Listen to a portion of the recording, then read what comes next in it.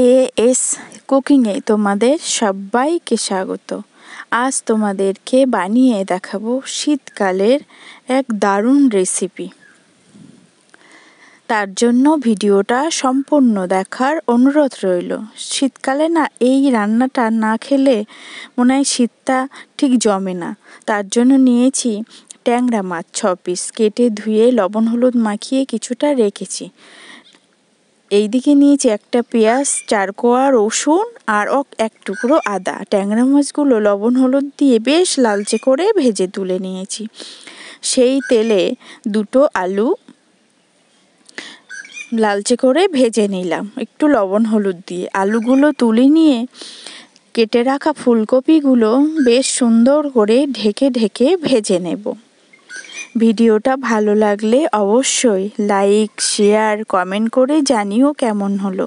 আর subscribe করে পাশে থাকার অনুরোধ রইল। কপিগুলো ভেজে তুলে নিয়েছি। সেই তেলে দেব অল্প চিনি ফোড়ন আর গোটা গরম মশলা। চিনি ফোড়ন দিলে কালারটা দারুণ আসবে।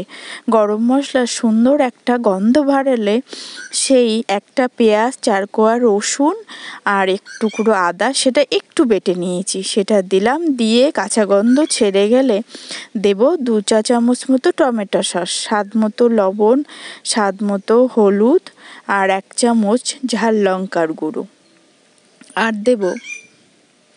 এগুলো দিয়ে সুন্দর করে মশলাটাকে ভালো করে কষিয়ে নেব। এবার দেব 1 মুঠো ধনিয়া পাতা কুচি, দিয়ে আবার সুন্দর করে কষিয়ে নেব। নিয়ে এবার দেব 3 ভাগের 1 ভাগ জিরের গুঁড়ো, 3 ভাগের 1 ভাগ ধনিয়া গুঁড়ো, অল্প মরিচ গুঁড়ো, গোলমরিচ। ভালো করে মশলার সাথে একটু জল দিয়ে ভালো করে মিশিয়ে এটাকে কষিয়ে নেব। শীতের দিনে এই ট্যাংরা মাছ ফুলকপি যে খেতে এত দারুণ লাগে সেটা তো সবাই জানো, কিন্তু এইভাবে একটু কম মশলায় দারুণ লাগে খেতে।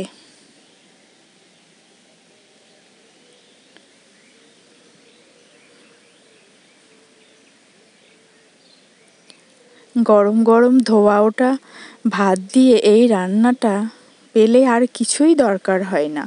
এবার ভালো করে কষিয়ে যখন তেলটা ছাড়বে তখন ভেজে রাখা আলুটা দেব।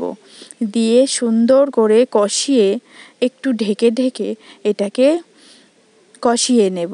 আলুটা বেশ একদম সিদ্ধ হয়ে যাবে, তখন দেব ভেজে রাখা ফুলকপি। আগে দিলে ফুলকপিটা গলে যেত বা ঘেটে যেত। এইভাবে বানালে ফুলকপিটা বেশ গোটা গোটা থাকবে। একটু ভালো করে নাড়িয়ে চাড়িয়ে কষিয়ে নিয়ে ফুটন্ত গরম জল দেব পরিমাণ বুঝে, দিয়ে যেমন ঝোল খাও।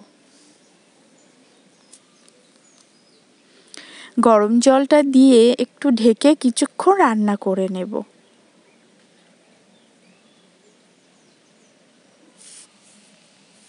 ঢাকনা খুলে ভেজে রাখা মাছগুলো দিয়ে দেব।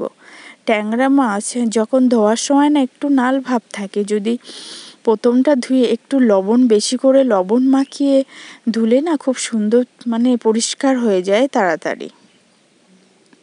মাছটা দিয়ে কিছুক্ষণ রান্নার পরে লবণ ঝাল ঠিক মতো চেখে নেব। চেখে নেওয়ার পরে 1/2 চা চামচ দেব শাহি গরম মশলার গুঁড়ো দিয়ে ঢেকে একদম লো আছে এটাকে ঢেকে কিছুক্ষণ রান্না করে নেব। এইভাবে ঢাকার ফলে দারুণ মোলায়েম, দারুণ লাগে খেতে টেস্টটা। কাঁচা লঙ্কা দিলাম উপর থেকে। বানিয়ে নিলাম দারুণ স্বাদের ট্যাংরা মাছ ফুলকপির তরকারি। তোমরা এইভাবে বানিয়ে দেখো। সবাই তো এটা বানিয়ে থাকো, কিন্তু এইভাবে বানালে না সব গোটা গোটাই থাকে, খেতে দারুণ লাগে।